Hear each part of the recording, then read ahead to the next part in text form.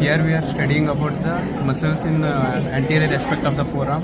The first one is the pronator teres. Its origin is the medial epicondyle of the humerus and medial border of the coronoid process of ulna, and its insertion is in the middle of lateral aspect of shaft of the radius, and its nerve supply is by median nerve, and the action is the pronation of the forearm.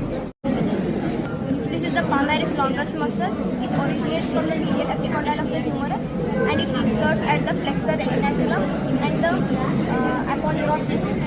And its actions are the flexion of the hand at the wrist joint. Nerve supply is by the median nerve.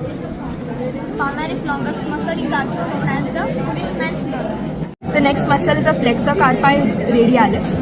The origin of the flexor carpi radialis is again on the medial epicondyle of humerus, and the insertion is on the basis of the second and the third metacarpal.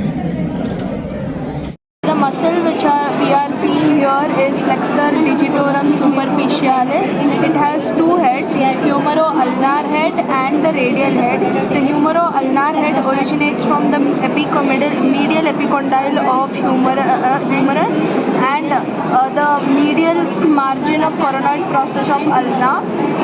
And the radial head originates from the anterior oblique line of shaft of radius, and it further continues, and this muscle gives off 4 tendons.